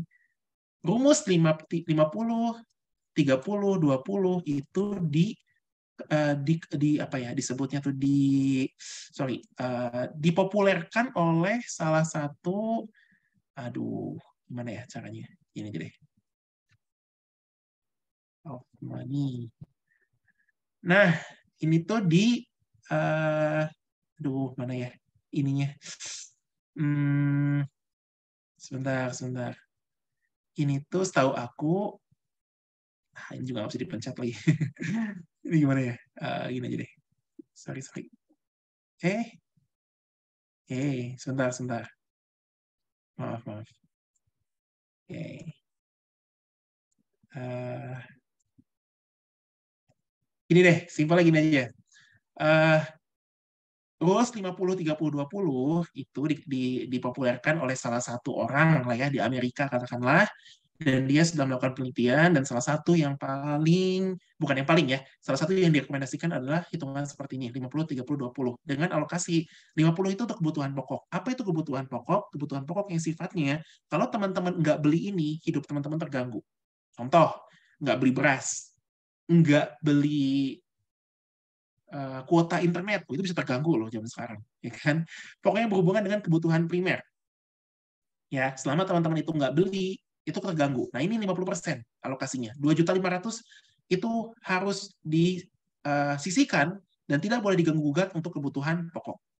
Selanjutnya, 30% untuk keinginan. Apa itu keinginan? Keinginan ini yang sifatnya adalah liburan, traveling, jajan anak, ya jajan anak yang sifatnya kalau anak itu misalkan udah punya anak gitu ya, kalau misalkan nggak dibeliin sebenarnya nggak kenapa-kenapa gitu, tapi untuk anak itu supaya bahagia kita beliin lah, makanya itu keinginan. Ya termasuk belanja kita mau beli apa, sneakers ya, atau mau beli baju, kalau perempuan mau beli skincare, nah itu keinginan sebetulnya. Oke, kalau perempuan kadang ada juga sih nyebutnya itu kebutuhan pokok ya. Kembali lagi definisi kebutuhan pokok itu ke masing-masing. Tapi secara konsep umumnya kebutuhan pokok kayak sesuatu yang kalau kita nggak beli, kalau kita nggak kepenuhi, itu akan terganggu tuh kebutuhan kita. Nah kalau keinginan, kalau nggak kepenuhi sebetulnya aman-aman aja hidup kita gitu kan. Nah tapi alokasinya sekitar 30%. Karena hidup zaman sekarang nggak bisa nih kalau kita nggak alokasiin keinginan, stres yang ada ya. Bahasa sekarang tuh ibaratnya kita butuh healing lah, apapun itu, whatever ya. Tapi ini masuknya ke pos keinginan. Dan terakhir, tabungan dan pembayaran hutang, kalau kita punya lagi hutang, termasuk cicilan ya. Nah, tapi ada juga rumus lain kalau untuk cicilan. Ada lagi. Tapi ini anggapnya adalah untuk pembayaran hutang. Misalnya teman-teman punya hutang apa? Cicilan hutang bank, misalkan ya, hutang apapun itulah yang berhubungan dengan hutang lah. Atau kalau nggak punya hutang ya tabungan gitu. Nah ini sebanyak 20%. Kayak gitu. Jadi kalau seandainya gaji teman-teman 5 juta, jangan sampai teman-teman itu memiliki hutang yang di atas segini. Cicilannya jangan. Nanti udah mah kurang bayar hutangnya, plus tabungannya juga nggak ada, no. Kayak gitu. Belum lagi untuk dana darurat, kayak gitu. Nah, jadi kalau kalau misalkan punya income 5 juta, alokasikan pembayaran hutang itu termasuk kayak misalkan cicilan motor katakanlah misalkan jangan lebih dari 1.600.000 masih oke, berarti 400.000-nya masuk ke tabungan gitu. Ada nggak formula lain selain 50-30-20? Ada, tapi yang sering saya pakai dan saya rekomendasikan menurut saya ya, balik lagi ke teman-teman semua ya, pakai kalkulator ini gitu ceritanya. Oke, nah kalau sedekah masuk ke pos 20% berarti ya, betul. Kayak gitu. Tapi kalau itu balik lagi ke definisi. Misalkan ya, buat saya definisi itu, sedekah itu definisinya kebutuhan pokok gitu. Ya kan, sebagai ya balik lagi ke definisi masing-masing. Ya, kalau mau straight ke definisi umum, ya sedekah nggak masuk. Masuknya berarti ya tadi tabungan ya, kalau kita mendefinisikan sebagai tabungan akhirat. Tapi kalau kita ada nih orang yang memang sedekah itu udah jadi hobi, ya kalau nggak sedekah tuh ada yang kurang gitu, berarti masuk ya gitu, keinginan untuk sedekah gitu, seperti itu. Oke, gitu teman-teman semua. Susah konsisten ngaturnya Kak, masih suka impulsifnya itu. Ini Kak Indri kalau ikut yang part 1 kemarin dibahas banget tuh tentang impulse buying tuh. Impulse buying itu ya kalau dibahas sekarang tambah lagi makin malam ya. Kapan gitu semoga udah ikut yang part pertama yang kemarin ya tentang bahas impulse itu pure cerita saya pribadi dan memang bahaya banget yang namanya impulse buying itu. It's very dangerous kayak gitu. Yes, ada lagi mungkin yang tanya? Ada mungkin ini dari yang atas nih dari Kak siapa nih username-nya AHLN 3056. Pengen nabung di bank tapi nggak mau potongan tiap bulannya. Nabung di rumah khawatir uangnya kena rayap. Mau invest emas kadang uangnya dibutuhin cepet untuk nge-cover kebutuhan mendesak. Gimana ya? Bingung semua ya. Oke. Kalau memang ada kebutuhan yang suka mendesak, ya biasanya yang suka mendesak, ya memang baiknya tabung di bank, kayak gitu. Ya kalau misalkan mau yang tidak ada biayanya, setahu aku ada ya bank syariah, ada ya beberapa bank yang memang tidak, ini sih pasti ada sih. Nggak setahu aku adalah jenis tabungan tertentu yang biayanya kecil banget, ada tuh. Kayak gitu. Aku lupa tapi dan nggak mau nyebutin jualan, takutnya jualan banknya gitu. Ada, tahu nggak teman-teman bisa tahu, bisa cari deh. Bank yang tidak ada biaya-biaya potongan-potongan yang banyak gitu ya, itu bisa dicari, ada setahu aku. Dan kalau memang butuhnya mendesak, lebih baik disimpannya di bank. Kayak gitu. Karena kalau emas, baik lagi, kalau belinya di emas, kalau ada kebutuhan mendesak, emas itu dijual malah bisa rugi itu kalau emas. Kalau jangka pendek ya. Karena ada juga cerita orang investasi emas, beli emas, tapi tiba-tiba butuh uang dalam waktu cepat gitu, dijual malah rugi. Dan karena pas lagi kebutuhan lagi turun lagi gitu. Karena emas juga tetap ada naik turunnya ada, tapi nggak sefluktuatif, nggak se ekstrim cryptocurrency ya. Gitu. Tapi kalau pas lagi apes, lagi turun dan butuh uangnya jadi rugi gitu. Seperti itu. Dan ya balik lagi ke pribadi ya. Kalau ada kebutuhan mendesak, makanya pastikan teman-teman semua juga punya yang namanya cadangan uang cash atau dana darurat gitu. Jangan sepenuhnya uang kita dipakai untuk investasi, jangan juga. Aku tuh pernah ngalamin gitu tuh. Punya tabungan, misalnya sesuai judul kita kan, punya tabungan 100 juta gitu kan. Mau kemana ini, nabung atau investasi gitu. Yang salah itu 100 jutanya itu buat investasi. Waduh, udah gitu investasinya ke satu tempat lagi. Waduh, makin kacau itu.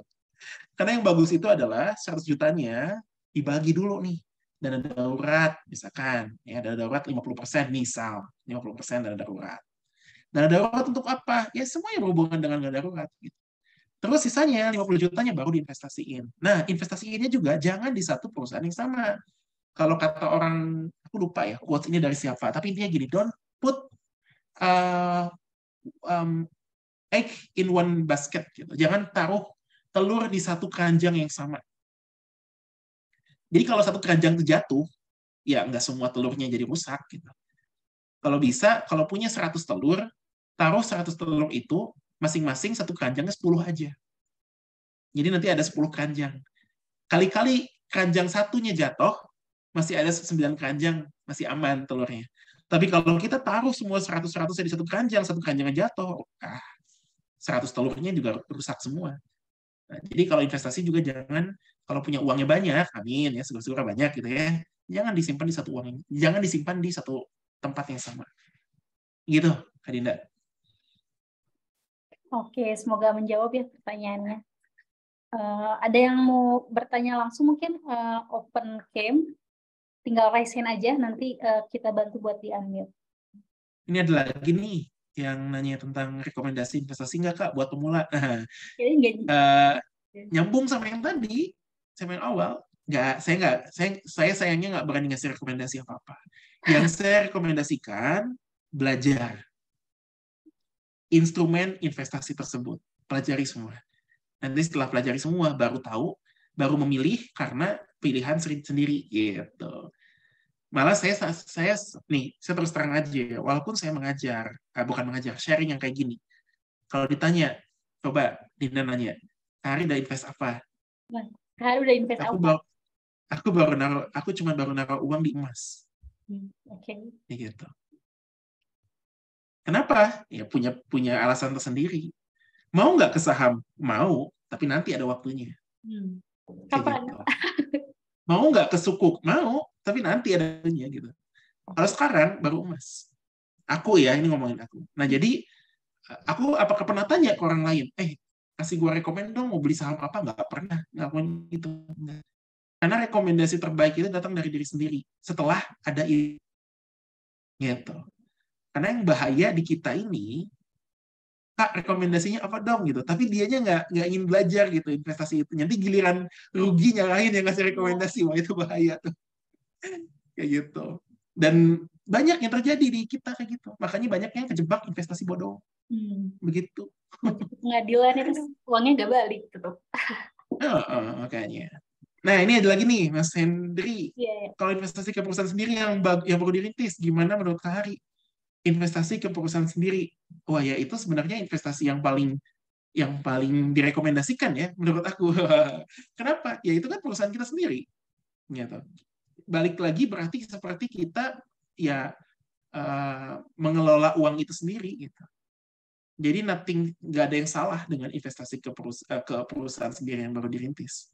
Nah, jadi sebelum merintis perusahaan, pastikan dulu perusahaan yang mau dirintis itu melalui proses riset, gitu kan. Ini bukan aku jualan, enggak. Tapi aku kenapa bikin perusahaan riset? Karena mostly dengan riset pun, aku berdasarkan riset juga, banyak usaha di Indonesia itu lahir dari intuisi. Bagus sih memang dari intuisi. Tapi ketika tidak dibarengi dengan fakta di lapangan, tidak dibarengi dengan riset, banyak perusahaan juga akhirnya gulung tikar gitu. Termasuk usaha aku sendiri yang sebelumnya pernah gulung tikar karena tidak ngeriset dulu nih produk atau jasa apa yang perlu kita lakukan gitu untuk bisnis, untuk nge-serve customer gitu seperti itu. Nah, jadi balik lagi kalau mau investasi ke perusahaan sendiri, pastikan perusahaannya juga sudah melalui proses yang baik gitu sehingga nanti uangnya juga tidak sia-sia atau tidak rugi lah seperti itu. Dan menurut saya ini yang paling bijak sih karena apa ya? Karena uangnya buat modal usaha sendiri kan gitu. Seperti itu. Jadi invest ke perusahaan sendiri. Keren tuh Mas Hendri. Oke, baik. Sami-sami Mas Hendri. Yang semua bisnis yang tadi di-mention itu di Bandung semua berarti, Kak? Kalau yang usaha riset aku ya di Bandung. Kemudian yang Get Going tadi, aku joinan sama teman sih, bukan aku yang foundernya. Itu di Jerman perusahaannya, tapi memang kantornya juga di Indo. Kalau yang Finplan juga di Bandung. Kalau yang barbershop, cukur rambut di Bandung juga. Di Bandung semua sih mostly. Gitu. Siap.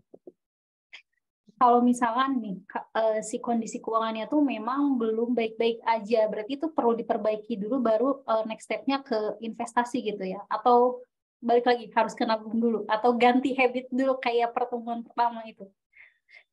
Ya, paling benar itu sesuai yang kemarin kita. Part 1 habitnya dulu dibenerin. Ya kan? Mindset-nya dulu dibenerin. Karena mengelola uang itu, wah emang susah. Jangankan nih ya, aku bocorin dikit ya.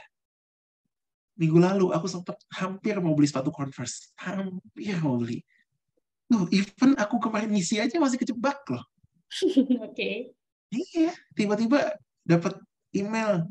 dari salah satu e-commerce ya, depannya hurufnya Z gitu kan, diskon gitu kan, sepatu Converse udah ya, yang aku pengen banget lagi di zaman aku SMA, aku pengen banget tuh sepatu Converse warna putih yang kulit gitu, pengen banget zaman dulu ya 2010 gitu. Itu kenapa dia bisa tahu coba 13 tahun kemudian gitu ya. Dia tahu sepatu yang aku suka gitu kan, kalau dulu masih lupa gitu, ada iklan, wah sempat mau beli gitu. Tuh, even kemarin ngisi kelas, anggar aja dorongan godaan mah ada. Jadi emang mengelola ke ini, ke emosionalnya kalau uang itu. Jadi kalau sudah terbiasa mencoba apa ya, semacam kayak apa, tidak terdorong untuk beli barang-barang yang sifatnya tadi ya keinginan, udah terbiasa tuh ya ininya, rulesnya. Bahkan aku sempat share kan di yang pertama kemarin, ada rules kayak kayak apa ya, kayak kalau kita mau beli barang sesuatu tunda 7 hari gitu ya kan, tunda 7 hari nanti hilang sendiri desire-nya, dan itu benar hilang, walaupun kata Mbak Indri benar, kapan lagi nih gitu. Ini aku tinggal check out aja nih, masih ada di keranjang gitu kan, waduh gitu kan, Ini ada ada ya bermacam-macam lah alasannya. Dia bilang self reward, ada ada Pak yang Dika bilang nih yang komen nih. kenapa. Ini Pak Dika komen nih. Apakah Iya ada kan, ada hubungannya hubungannya antara dengan status jomblo. Ada Pak, pasti gitu kan. Karena pada dasarnya kalau kita nggak ada nggak ada teman bicara, nggak ada teman ngobrol, ya sudah dorongan beli impulsnya ada gitu. Ada psikologisnya kayaknya, kalau mau dicari tuh ada tuh studinya tuh. Nah, well, apa ya? Balik lagi ke yang tadi ya, jangan jangan apa ya, jangan sampai eh, kita terlalu menggebu-gebu ingin invest. Karena zaman sekarang tuh lagi kenceng banget nih invest nih. Lagi banyak dibahas kan, invest yuk, invest. Wah, banyak banget. Sampai yang tadi tuh, mahasiswa IPB aja kejebak tuh ratusan lagi. Coba chat beritanya, rame itu kemarin tuh. Jadi, karena lagi rame dunia investasi, tapi sayangnya tidak dibarengi dengan kemampuan literasi. Gitu. Jadi, teman-teman, bukannya saya tidak mau menjawab, kalau ada pertanyaan, rekomendasi apa, truly I don't never want to answer that question. Karena kalau ada orang yang memberi jawaban, sebetulnya menurut aku nggak bijak dia. Kenapa? Karena sama saja mendorong orang lain untuk beli tanpa dia belajar. Karena biasanya orang ketika direkomendasiin langsung beli. Syukur-syukur ya, bagusnya sih ketika direkomendasiin dia mau belajar akhirnya gitu. Baru beli. Tapi kan enggak, orang kita kan males belajarnya. Terus terang, aku harus bilang terus terang. Karena literasi kita, orang Indonesia itu termasuk yang nggak sebaik negara-negara lain. Makanya itu yang perlu diperbaiki. Gitu. Termasuk aku sendiri ya, ini buat aku sendiri ya. Walaupun aku sempat, alhamdulillah, izin Allah kuliah di Jerman, aku juga tetap literasinya masih nggak sebagus orang-orang luar. Gitu. Seperti itu. Jadi literasi itu penting, harus belajar. Walaupun belajar itu perih. Kan ada tuh hadis riwayat, siapa aku lupa, orang yang malas akan lebih baik menelan pahitnya belajar daripada harus merasakan pahitnya kebodohan gitu. Nanti di masa tuanya gitu nggak tahu apa-apa gitu. Seperti itu. Nah, jadi daripada teman-teman instead-nya nanya rekomendasi, lebih baik teman-teman, saran aku pertanyaannya diubah. Jangan rekomendasi investasi apa ya gitu. Lebih baik ini, tolong dong rekomendasi di mana saya harus belajar instrumen investasi kan gitu. Nah, nanti beberapa orang mungkin bilang, oh coba kamu belajar di sini, di sana gitu. Ya kalau tanya ke aku sih ya tadi jawabannya Finland gitu kan. Nah, di mana gitu, belajar dimanapun ya. Bahkan yang gratis nih, aku harus bilang juga pastinya. Bahkan yang gratis pun banyak, banyak. Tapi kenapa aku bikin kurs yang berbayar? Karena pada dasarnya orang yang belajar ya dikasih yang gratis itu tidak komitmen. Tuh, psikologinya seperti itu. Orang yang apa namanya belajar, misalkan ya belajar di YouTube gitu, yang gratisan, otodidak banyak, banyak. Ada orang yang berhasil belajar otodidak, ada. Banyak enggak. Kenapa? Karena yang gratisan itu merasa kayak udah gratis gitu, jadi tidak ada komitmen untuk belajar. Seperti itu. Tetapi ketika harus membayar sejumlah uang, dia merasa jadi harus bertanggung jawab, akhirnya mau belajar. Jadi ada dua tipe orang. Nah, teman-teman tinggal cocok yang mana nih? Oh, saya mah tim belajar gratis, tapi komitmen. Wah, itu paten, lanjutkan. Nggak usah ikut-ikut kelas-kelas berbayar menurut aku ya. Kalau teman-teman punya karakteristik yang pantang menyerah, kuat, dan bisa belajar otodidak, ya, dan konsisten, komitmen, itu bagus. Nggak banyak orang soalnya bisa di situ.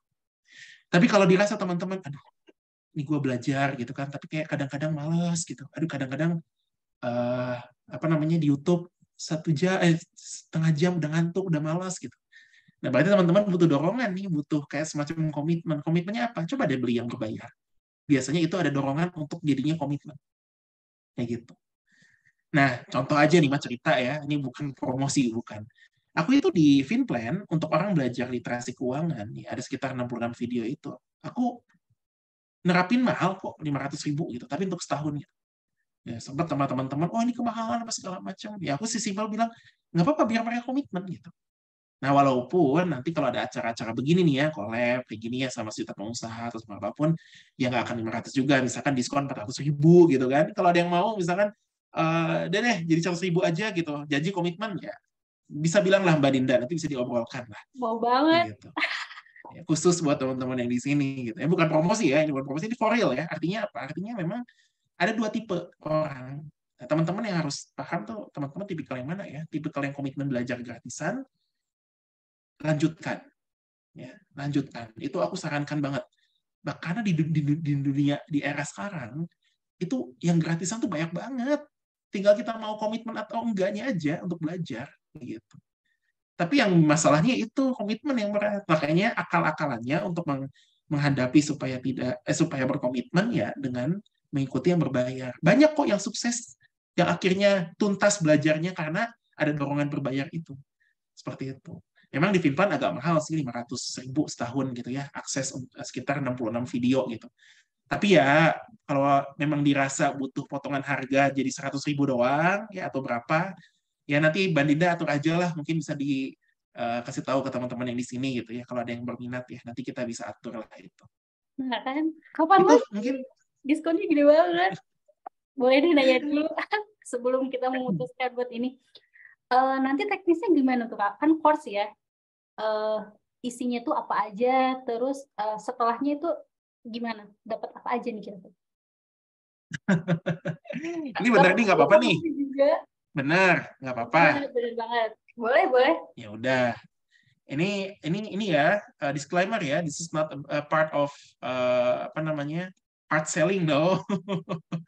Coba ya aku sharing aja deh supaya gampang dilihatnya, langsung aja ke finplan.id.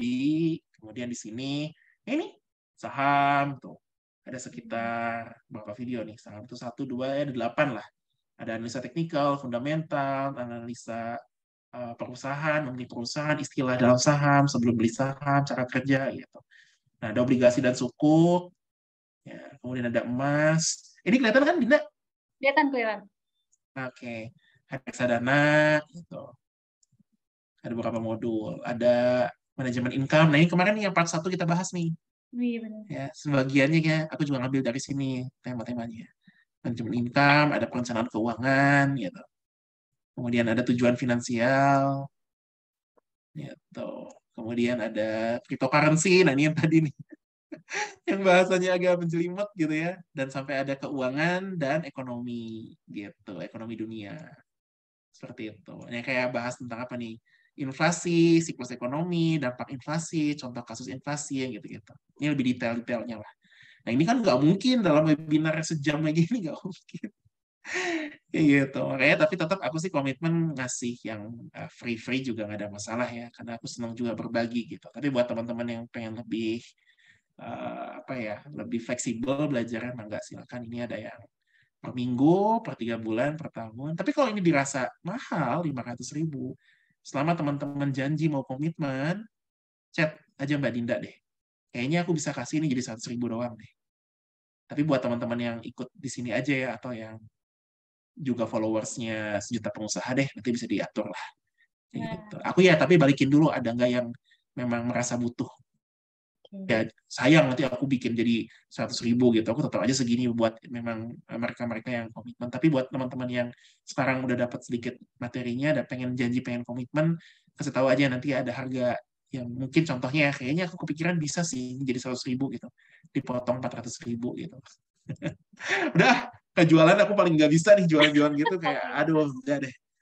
Aku bukan tipikal yang seneng-seneng apa jual-jualan terselubung itu. Nah, aku tim tim gratisan. Nah.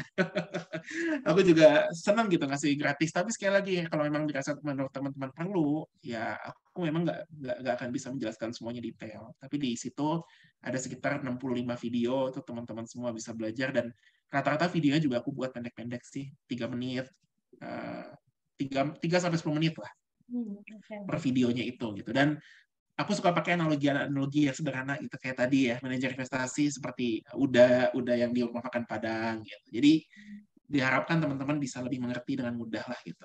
Banyak ya, nggak hanya Finplan ya, banyak kok di luar sana teman-teman juga bisa ngambil course dimanapun, nggak harus di Finplan. Ya, banyak banget teman-teman bisa googling ya. Apa namanya, bahkan yang gratis di YouTube juga ada, jadi kembalikan ke kebutuhan teman-teman gitu. Nah, oke, baik. Tapi ya, teman-teman, kapan lagi diskon sebanyak ini ya? Tetap jualan ya. Oke, ada yang mau nanya lagi mungkin terakhir sebelum kita close? Sebenarnya pengen nanya tentang kripto ya, cuman ini udah jam 10, tapi hampir-hampir jam 10. Wow, Agak gemes jam nih. 10 ya. Oh my God. Kayaknya perlu sesi selanjutnya deh ya buat bahas kripto ya. Kalau kripto Mas Andika tuh sebetulnya tuh yang lebih apa namanya, yang lebih keren gitu, yang lebih paham.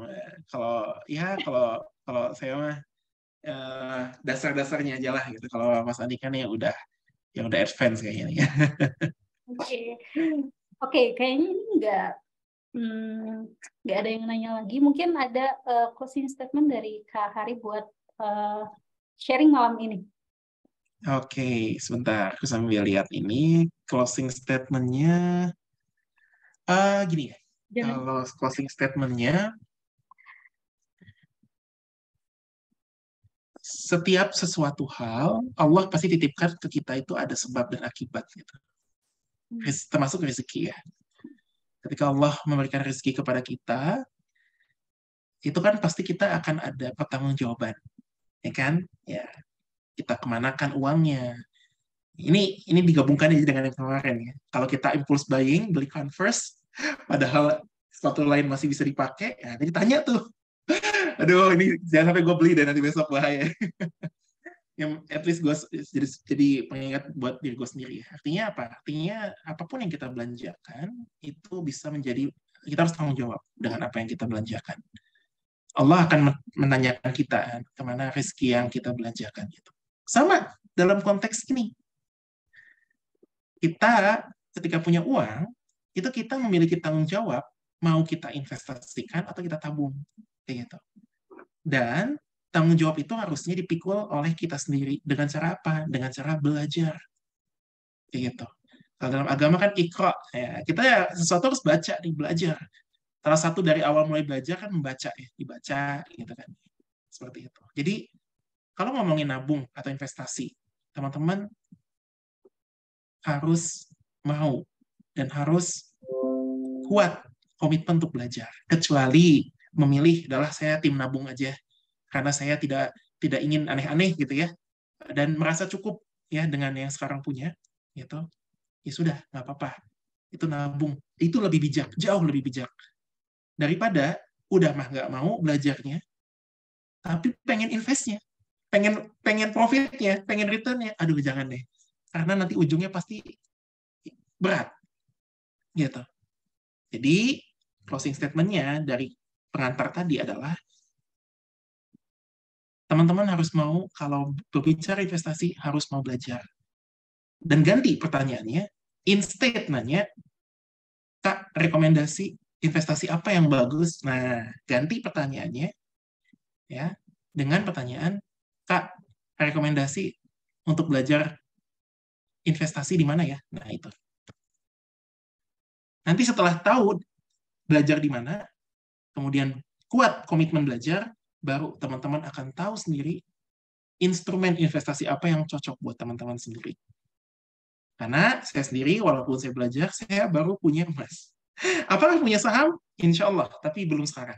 Nah, itulah ketika belajar, kemudian melihat situasi, melihat karakteristik, oh iya, kita belum bahas tentang karakter-karakter investor. Nanti kali ya, ada tuh di modul yang tadi juga ada tuh karakter-karakter. Jadi manusia tuh dibagi-bagi juga tuh, Kak Dinda, dibagi-bagi tuh karakternya. Nah, termasuk, simpelnya deh, karakter aku tuh adalah karakter yang moderat. Aku cenderung menghindari resiko orangnya. Kalau investasi ya, kalau terkait uang. Kenapa? Karena punya pengalaman masa lalu. Ditipu orang, sehingga lebih punya apa ya, barrier-nya lebih tinggi, tembok hati-hatinya lebih tinggi. Ada juga yang tipikal agresif gitu-gitu. Jadi beda-beda lah, kembali ke orangnya masing-masing. Kuncinya itu, belajar. Itu sih, closing statement-nya. Oke, baik. Tapi yang tipe-tipe agresif harus siap juga dengan ini ya, kerugian dan segala macamnya. Yes, exactly. Oke, kayak gitu. Oke, berarti alhamdulillah sesi malam ini selesai, sharing malam ini. Nah, buat teman-teman, terima kasih udah stay sampai jam 9.45, 43. Semoga sehat selalu teman-teman dimanapun teman-teman berada, dan semoga dilindungi dimanapun teman-teman berada. Oke, jazakallah khairan kasiran buat Kak Hari udah sharing malam ini. Jangan bosan ya. Bayakum. Insya Allah. Jadi buat tim gratisan, ayo tim gratisan siap. Saya juga semangat. Karena saya juga tipe kalau sebetulnya sama tim gratisan. Ya, penting komitmen belajarnya. Dan aku juga thank you banget nih berapa orang yang saat ini masih stay. 19 orang, wow. Ya, appreciate. Semoga jadi mau bermanfaat buat teman-teman juga. Amin, semoga doa baik juga kembali ke Hari juga. Next mungkin kita bakal bahas apa, nanti kita bakal diskusiin lagi dan kita bakalan share juga ke teman-teman. Terima kasih untuk malam ini, Kak Hari juga sehat selalu. Izin undur diri. Semoga teman-teman yang tertarik dengan tadi ya, dengan diskon yang tadi, yang diskon gede kapan lagi coba ya. Boleh nanti DM aja, DM di Instagram Sejuta Pengusaha atau langsung ke nomor admin yang ada di grup. Nah, kebetulan aku yang pegang juga nomor adminnya. Nanti langsung aku balas. Kita tunggu sesi selanjutnya untuk sesi sharing tentang finansial. Sampai berjumpa di webinar selanjutnya. Makasih Kak Hari dan semua teman-teman sehat selalu. Semoga dilindungi dari mara bahaya, dari kesehatan yang juga terjaga. Sampai jumpa. Assalamualaikum warahmatullahi wabarakatuh.